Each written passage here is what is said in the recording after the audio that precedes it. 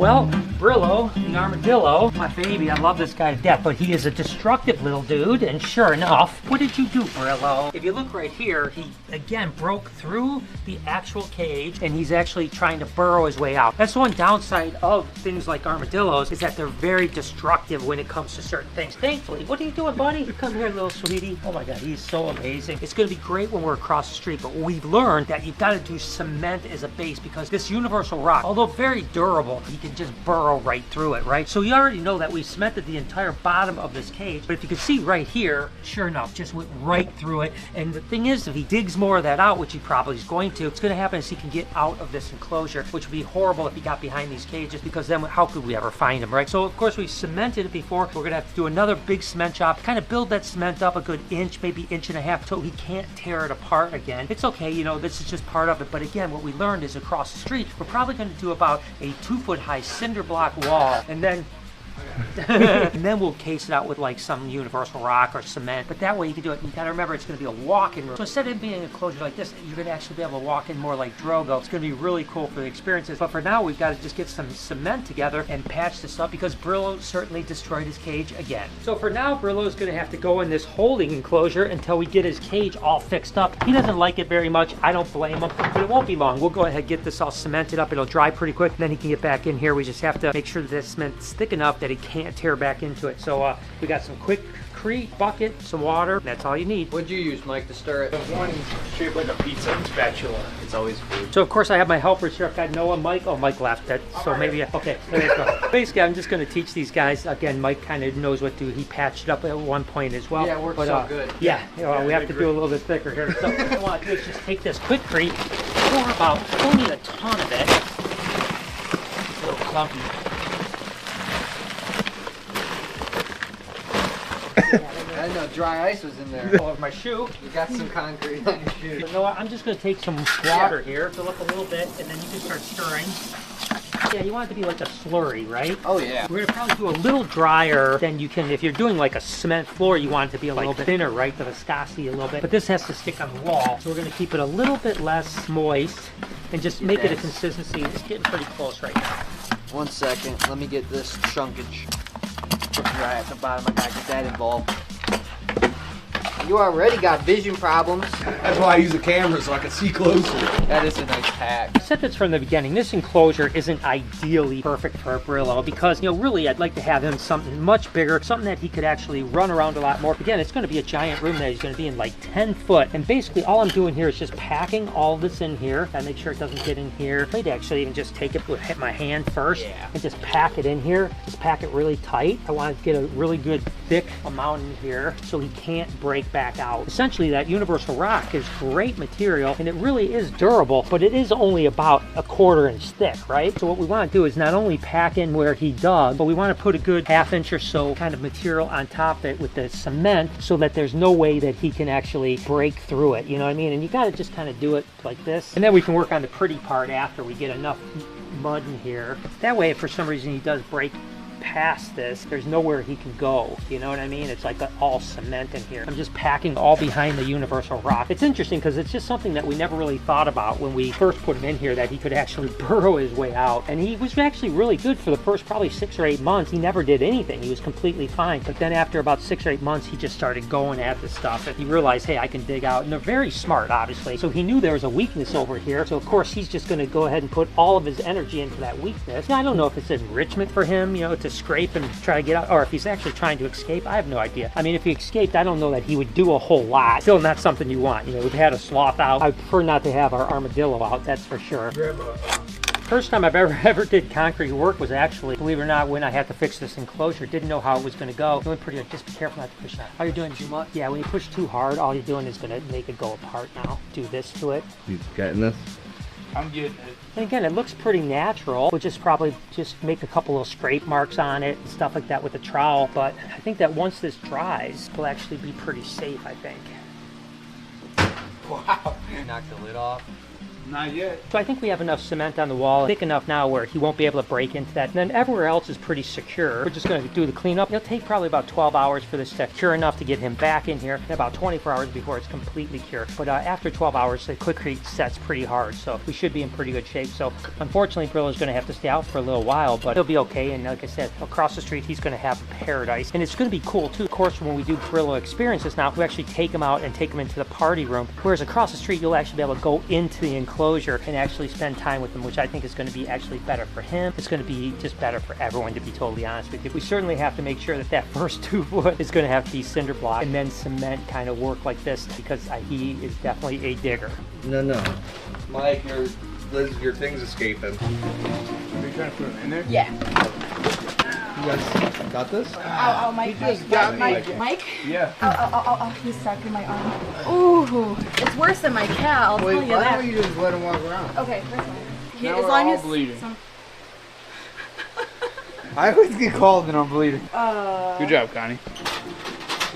Mike and Noah are actually working on Bowser's Pond, and the fact is that, you know, things like that with Brillo happen like constantly. You're always doing something. You're fixing something. Maybe a filter isn't working right, a hose pops off, there's a leak. That's part of running a business. You know, it's the same way at Reptarium, at BHB. It's certainly going to be even more at the aquarium, because then we got all that water going on and filtration and pipes and all kinds of stuff that can constantly go wrong. These guys have to figure out how to clean Bowser today the best. You know, cleaning Bowser, literally you have to go in there with the pond Novak, clean the filters. You know, it probably is like a 2 to 3 hour job every single week. We have to clean him so that it looks really good. There's always some project, and most of the projects take quite a bit of time. All right, Mike, what's next? Start draining it.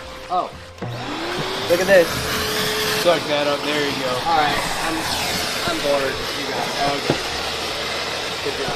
You just do it a lot. You do it a lot better than I would ever. You've had years to perfect this skill. Why would I, impede on that? I appreciate that. All right. Well, Mike's doing that. The easy job. I'm gonna clean the glass. Don't look at me, Mike. Little Windex, heavy metal base. We have another project to work on. Lucy's shed out, and a lot of it's in the water. So we got to clean the water and then get all the sheds. But I also got to move Lucy, because I don't know if there's shed underneath her or not, but there probably is. Oh, you ready? Ah! Clean that. We got to move her. Anything good? Blood. That's not good. Who's such a good girl? All right, Mike, I moved her. Is there any shed under there? Yeah. You want to just grab it? Where's the sucker thing? Connie's using it. Sick to steal it from Connie. Give me a minute. We don't have the regular vac, and we don't have the wet vac. And yet we're supposed to vacuum the shed and the water. So this is a great plan. No, I'm getting angry. We're like no nerd, no. We need a scrubby and a drainer. You're really getting an action shot of all of this, huh? And the work certainly doesn't stop just at the Reptarium. Obviously, BHB has a ton of stuff going on, and there's no one that has more job responsibilities than Lori, including now still taking care of the adult colubrids. There's always a lot of things to do here, whether it's BHB or Reptarium. One of those things is adult colubrids. We may have gotten rid of the majority of them, but the ones that we do have, I still do have to take care of them, breeding, feeding, stuff like that. So it is just another thing that's on the list of things to do.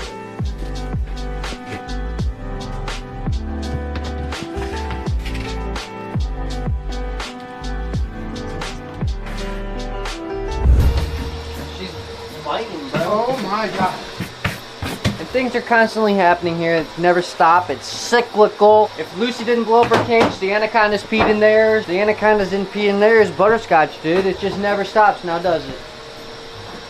Exactly. What? There's so much shed in here. I feel like she only shed in the water. How much scarier would a 20-foot snake be if it had arms and legs? Wouldn't it just be like a dragon? Yeah, but dragons don't exist. But they would. Like Lucy could. What? Mike, you think that's good? Can you just say yeah so we can start filling it up? Oh my goodness, she's gonna crush Franklin. No! Oh! Frankie! As you guys know, we talk about making sure everything looks good, smells good. This particularly scenario does not make the zoo smell pleasant. It is something that we try to do, and that's why we try to get this stuff done early, because when we are open or we have a tour, we have to make it look and smell good. Like, we don't want people coming into this. I guarantee somebody will puke. Yeah, getting it all. Woo! I'm in here because of you. What? Turn it off. Didn't turn it off. I just don't think I turned it on. Always a mess in here. sorry, dude. There's sheds right there. Oh, it's an accident, dude. You're gonna make me look like I beat myself. You got me. Alright guys, filling back up. Typically takes about 3.5 hours depending on how far you go down, how far you go up. Of course the filters, if you're super dirty, you gotta clean those. Now we're just letting it fill up. We got the nice warm water going in there. Hopefully 30 to 40 minutes, so almost at 3-hour mark now. Since we're open more during the week, we have the less days to do the bigger projects. This is something that I would typically do on a Thursday, so it looks great for Friday, Saturday. Now I'm doing it on Tuesday, so it looks good Wednesday through Sunday. Yeah, that day's added up. So there's basically two types of jobs here. Mike is about to do another maintenance job because Elvis's light bulb went out. And how you have to do it is unscrew this and walk back here, very tight, you can see. Shimmy back there, and actually replace the light bulb. You love this, don't you? I gotta suck it in really good. I actually did the hide and seek back there. That's where I was in the entire time. And then of course the other thing is these kind of, emergency things. I mean, I guess a light bulb's a little bit of emergency. It has to be done immediately, whereas some of the maintenance could be like, hey, we could wait till tomorrow. The fact is when you're running a business like us, especially an animal business, really important to love all the jobs. You gotta put your energy into whatever needs to be done. Just maintenance every single day, and thankfully we have a great crew that keeps the animals up so well. Or when something comes up like Brillo's cage where it's like, uh-oh, there's a problem, we've got to fix it. As a matter of fact, I'll show you something that has happened a number of times here. Is that this enclosure here, if you push up and over, which is just the tendency to do, right? If you're a little shorter too, you're gonna push like kind of like that way. And this glass has actually fallen out probably 5 times, came down, crushed it on the ground. As a matter of fact, one time Mike was throwing it away and he got a bunch of stitches in his hand, right, Mike?